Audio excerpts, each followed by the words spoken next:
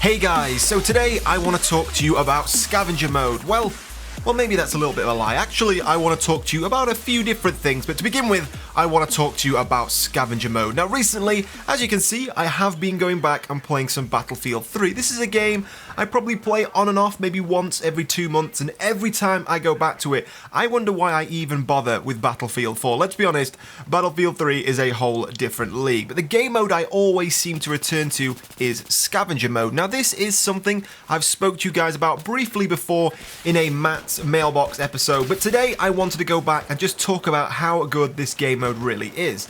Now, Scavenger Mode wasn't something we saw in Battlefield 3 until relatively quite close to the end of the game's life cycle. Of course, Battlefield 3 life cycle was a lot longer than Battlefield 4. It was 2 years rather than the one we are seeing before the release of Battlefield Hardline. And of course, the premium for Battlefield 3 started about 6 months after the game was released. And even then, the Aftermath DLC wasn't released until about a year and a half after the original release of Battlefield 3. So, Scavenger Mode unfortunately only came into circulation towards the end of the game's life cycle, but it would have been definitely something I'd have enjoyed seeing from the word go. But of course, the game mode itself definitely suits the DLC it was released with. Of course, Aftermath, based around soldiers left in an environment without much equipment, much help.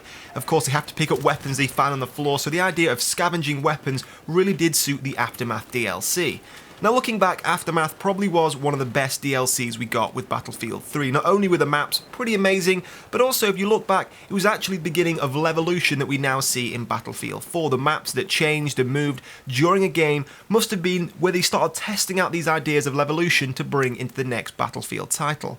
Now, every time I go back to Battlefield 3, I can always find multiple highly populated scavenger-only servers, which does prove this game mode has definitely stood the test of time. We saw a lot of flash-in-the-pan game modes with Battlefield 3 that would come out with DLCs. They may prove popular for 1 or 2 weeks whilst people play them with the new maps and the DLC, and then slowly they would die away. We saw that with Capture the Flag, even though that was a timeless classic game mode, very popular in previous titles, it just didn't seem to prove as popular in Battlefield 3. But Scavenger Mode, as I said, there are still tons of very populated scavenger-only servers because people just seem to love this game mode.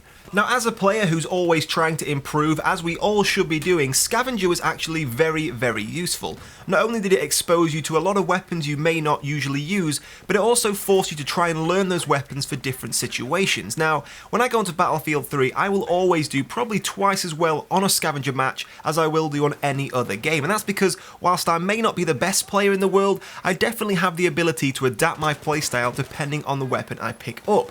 Now, that's something a lot of players can't do. They might get a shotgun or a sniper rifle and they just can't handle that type of weapon. So being good at Scavenger Mode was actually a very useful skill. It allowed you to switch up your style and become a much better, well-rounded player. One of the great things about Scavenger Mode was it allowed players to all fight on an even playing field. Now, whilst at first that may not seem to make sense because you might think, well, you spawn in with only a revolver or a pistol and another player may already have a machine gun or assault rifle in his hand, how is that going to be fair? Well, what made this game mode so fair and even was the fact that every weapon a player could use was available for all players. There wasn't certain weapons that only 1 or 2 players had unlocked or certain god guns that players were taking advantage of. Every weapon you could use was available lying around on the battlefield. So if you wanted a certain weapon and you knew where it was, you could go and get it, but so could every other player, so it did make it a very even game mode. So this is something I would love to see make a return in Battlefield 4, and if not, Battlefield Hardline. Now, in Battlefield 4, there are multiple different ways this game mode could be introduced. One, it would prove very effective for CTE, because if you're trying to balance out new weapons and test out some weapons that may be overpowered, some weapons that need a nerf, some that need a buff, what better way to test them all out in one go than having the Scavenger game mode, allowing players to use lots of different weapons in lots of different situations. So bringing this game mode into the CTE of Battlefield 4 could prove very useful. Now, on top of that, we also, of course, have the DLCs for the full game. Now, we have Dragon's Teeth inbound very soon, but of course, we already know the weapons and the game modes for that DLC. The new game mode, Chain Link, very similar to Conquest, but a bit more like Connect 4. You have to capture flags in a line to drain enemy tickets. So, unfortunately, it looks like we won't be seeing the return of Scavenger Mode with Dragon's Teeth. But we still have Final Stand, the last DLC for Battlefield 4. Now, Final Stand so far is still pretty much a mystery, but from some of the things we're working out about without Dragon's Teeth and that Final Stand DLC, it looks like we could be seeing some type of nuclear warfare. So if we are going to see a return of Scavenger Mode, Final Stand may be the DLC for it, because just like Aftermath, it may actually fit the story or the semantics surrounding that DLC. Of course, if there is some kind of nuclear war and soldiers are left stranded in some kind of war-torn or bombed city, then having to pick up weapons and scavenge for ammunition and weaponry could prove to make sense.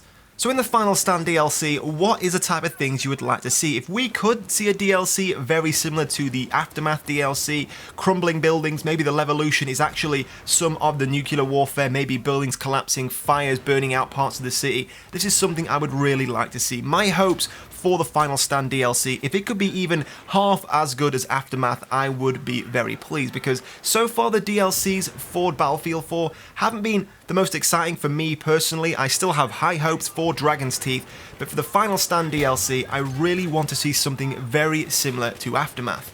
So I want to hear from you guys down in the comments below. What do you want to see from the Final Stand DLC? Do you want it to be similar to Aftermath? Maybe something a little bit different? And of course, if you would like to see the return of Scavenger Mode, tell me down below. But if you did see it return, would you make any changes or tweaks to improve it for Battlefield 4? And of course, if you did enjoy this video, don't forget to hit like. It really does help me out and I massively appreciate it. But in the meantime guys, thank you for watching and I'll see you soon.